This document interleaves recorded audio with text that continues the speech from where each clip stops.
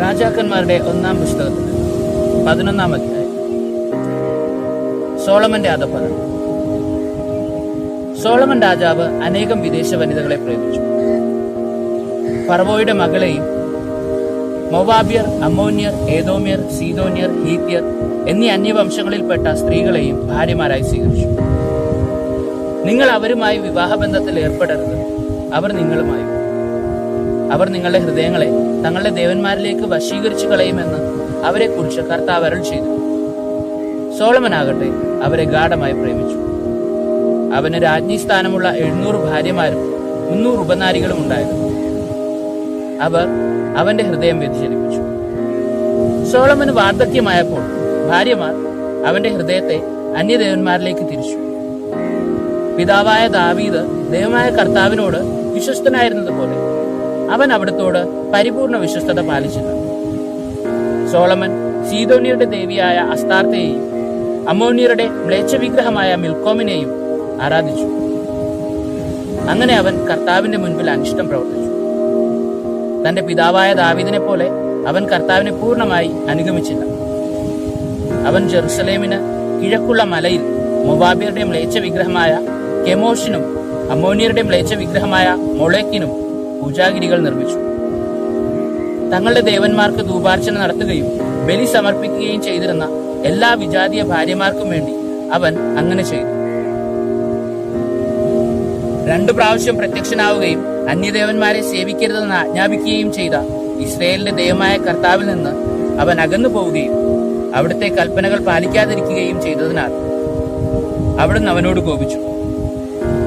കർത്താവ് സോളമനോട് അരുൾ ചെയ്തു, നിന്റെ മനസ്സ് ഇങ്ങനെ തിരിയുകയും എന്റെ ഉടമ്പടിയും ഞാൻ നൽകിയ കൽപ്പനകളും പാലിക്കാതിരിക്കുകയും ചെയ്തതിനാൽ ഞാൻ രാജ്യം നിന്നിൽ നിന്ന് പറിച്ചെടുത്ത് എന്റെ ദാസന് നൽകും. എന്നാൽ നിന്റെ പിതാവായ ദാവീദിനെ ഓർത്ത് നിന്റെ ജീവിതകാലത്ത് ഇത് ഞാൻ ചെയ്യുകയില്ല. നിന്റെ മകന്റെ കരങ്ങളിൽ നിന്ന് അത് ഞാൻ വേർപെടുത്തും. രാജ്യം മുഴുവൻ എടുത്തു കളയുകയില്ല. എന്റെ ദാസനായ ദാവീദിനെയും ഞാൻ തെരഞ്ഞെടുത്ത ജെറുസലേമിനെയും ഓർത്ത് നിന്റെ പുത്രന് ഒരു ഗോത്രം നൽകും. കർത്താവ് ഏദോമ്യനായ ഹദാദിനെ സോളമനെതിരായി തിരിച്ചു. അവൻ ഏദോം രാജവംശത്തിൽപ്പെട്ടവനായിരുന്നു. ദാവീദ് ഏദോമിലായിരുന്നപ്പോൾ സേനാനായകൻ യോവാബ് യുദ്ധത്തിൽ കൊല്ലപ്പെട്ടവരെ സംസ്കരിക്കാൻ അങ്ങോട്ട് പോയി. ഏദോംകാരിൽ പുരുഷന്മാരെ എല്ലാം അവൻ വധിച്ചു. ഏദോമിലെ പുരുഷന്മാരെ കൊന്നൊടുക്കുന്നതുവരെ 6 മാസക്കാലം യോവാബും ഇസ്രയേൽക്കാരും അവിടെ താമസിച്ചു. അക്കാലത്ത് ഹദാദും അവന്റെ പിതാവിന്റെ ദാസരായ ഏദോമ്യരിൽ ചിലരും ഈജിപ്തിലേക്ക് ഓടി രക്ഷപ്പെട്ടു. ഹദാദ് അന്ന് കൊച്ചുകുട്ടിയായിരുന്നു. മിദിയാനിൽ നിന്ന് പുറപ്പെട്ട അവർ പാരാനിലെത്തി. അവിടെ നിന്ന് ആളുകളെ ശേഖരിച്ച് ഈജിപ്ത് രാജാവായ ഫറവോയുടെ അടുത്ത് ചെന്നു. ഫറവോ അവനൊരു ഭവനവും കുറച്ച് സ്ഥലവും ഭക്ഷണവും കൊടുത്തു. ഹദാദ് ഫറവോയുടെ പ്രീതി സമ്പാദിച്ചു. ഫറവോ തന്റെ ഭാര്യയായ തഹ്പനേസ് രാജ്ഞിയുടെ സഹോദരിയെ ഹദാദിന് ഭാര്യയായി കൊടുത്തു. ഹദാദിന് അവളിൽ ഗനൂബാത്ത് എന്നൊരു മകനുണ്ടായി. മുലകുടി മാറുന്നതുവരെ തഹ്പനേസ് അവനെ ഫറവോയുടെ കൊട്ടാരത്തിൽ വളർത്തി. അവൻ അവിടെ ഫറവോയുടെ പുത്രന്മാരുടെ കൂടെ വസിച്ചു. ദാവീദ് തന്റെ പിതാക്കന്മാരോട് ചേർന്നുവെന്ന് സേനാധിപനായ യോവാബ് മരിച്ചെന്നും ഹദാദ് ഈജിപ്തിൽ വെച്ച് കേട്ടു. അപ്പോൾ അവൻ ജന്മദേശത്തേക്ക് മടങ്ങിപ്പോകാൻ ഫറവോയോട് അനുവാദം ചോദിച്ചു. ഫറവോ പറഞ്ഞു, എന്റെ അടുത്ത് എന്ത് കുറവുണ്ടായിട്ടാണ് നീ സ്വദേശത്തേക്ക് പോകാൻ ആഗ്രഹിക്കുന്നത്? എന്നെ വിട്ടയച്ചാലും. അവൻ വീണ്ടും അപേക്ഷിച്ചു. എലിയാദയുടെ മകൻ റസോണിനെയും ദൈവം സോളമന്റെ എതിരാളിയാക്കി. അവൻ തന്റെ യജമാനനും സോബായിലെ രാജാവുമായ ഹദദേസറിന്റെ അടുത്ത് നിന്ന് ഒളിച്ചോടിപ്പോന്നവനാണ്. ദാവീദ് സോബാക്കാരെ സംഹരിച്ചപ്പോൾ റസോൺ ഒരു കവർച്ച സംഘം രൂപവൽക്കരിച്ച് അതിന്റെ തലവനായി. അവർ ദമാസ്കസിൽ പോയി താമസിക്കുകയും അവനെ ദമാസ്കസിലെ രാജാവാക്കുകയും ചെയ്തു. സോളമന്റെ കാലം മുഴുവൻ അവൻ ഹദാദിനെ പോലെ ദുഷ്കൃത്യങ്ങൾ ചെയ്ത് ഇസ്രയേലിന്റെ ശത്രുവായി ജീവിച്ചു. അവൻ ഇസ്രയേലിനെ വെറുത്തുകൊണ്ട് സിറിയയിൽ ഭരണം നടത്തി. സോളമന്റെ ഭൃത്യനും സെരേദായിലെ എഫ്രായിമ്യനായ നെബാത്തിന്റെ മകനുമായ ജെറോബോവാം, അവന്റെ അമ്മ സെരൂബ എന്ന വിധവയായിരുന്നു, രാജാവിനെതിരെ കരമുയർന്നു. അവൻ രാജാവിനെതിരെ പ്രവർത്തിക്കാൻ കാരണമിതാണ്. സോളമൻ മില്ലോ പണിയുകയും തന്റെ പിതാവായ ദാവീദിന്റെ നഗരത്തിലുണ്ടായിരുന്ന അറ്റകുറ്റങ്ങൾ തീർക്കുകയും ചെയ്തു. ജെറോബോവാം വളരെ കഴിവുള്ളവനായിരുന്നു. പരിശ്രമശാലിയായ അവനെ സോളമൻ ജോസഫിന്റെ ഭവനത്തിലെ അടിമവേലയുടെ മേൽനോട്ടക്കാരനായി. ഒരു ദിവസം ജെറോബോവാം ജെറുസലേമിൽ നിന്ന് പുറത്തു പോകവേ ഷീലോന്യനായ അഹിയ പ്രവാചകൻ അവനെ കണ്ടുമുട്ടി. അഹിയ ഒരു പുതിയ അങ്കി ധരിച്ചിരുന്നു.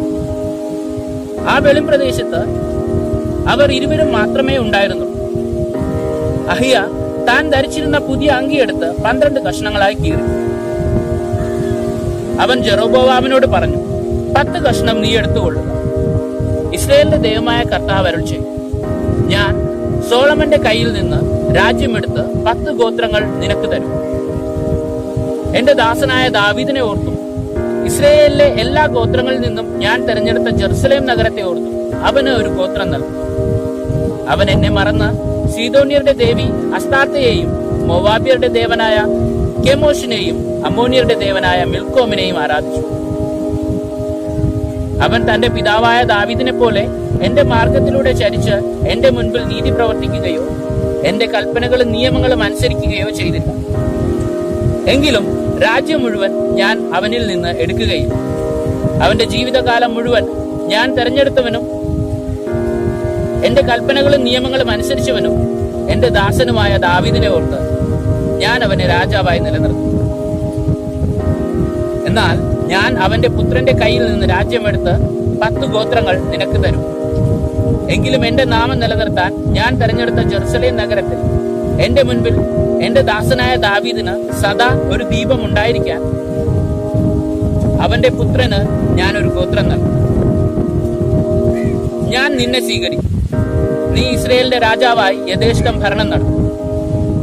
എന്റെ കൽപ്പനകൾ സ്വീകരിച്ച് എന്റെ മാർഗത്തിൽ ചരിക്കുകയും എന്റെ ദാസനായ ദാവീദിനെ പോലെ എന്റെ പ്രമാണങ്ങളും കൽപ്പനകളും പാലിക്കുകയും ചെയ്തുകൊണ്ട് എന്റെ ദൃഷ്ടിയിൽ നീതി പ്രവർത്തിച്ചാൽ ഞാൻ നിന്നോട് കൂടെ ഉണ്ടായി.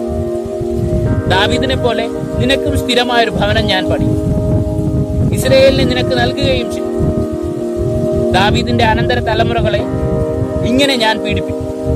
എന്നാൽ അത് എന്നേക്കുമായിട്ടല്ല. സോളമൻ ജെറോബോവാമിനെ കൊല്ലാൻ ശ്രമിച്ചു. എന്നാൽ ജെറോബോവാം ഈജിപ്ത് രാജാവായ ഷീഷാക്കിന്റെ അടുത്തേക്ക് പലായനം ചെയ്തു. സോളമന്റെ മരണം വരെ അവൻ അവിടെയായി. സോളമന്റെ മറ്റെല്ലാ പ്രവൃത്തികളും അവന്റെ ജ്ഞാനവും സോളമന്റെ നടപടി പുസ്തകത്തിൽ എഴുതപ്പെട്ടിട്ടില്ല. സോളമൻ ജെറുസലേമിൽ 40 വർഷം ഇസ്രായേൽ ജനത്തെ ഭരിച്ചു. അവൻ പിതാക്കന്മാരോട് ചേർന്നു തന്റെ പിതാവായ ദാവീദിന്റെ നഗരത്തിൽ സംസ്കരിക്കപ്പെട്ടു. അവന്റെ മകൻ റഹോബോവാം ഭരണമേറ്റു. കർത്താവിന്റെ വചനം.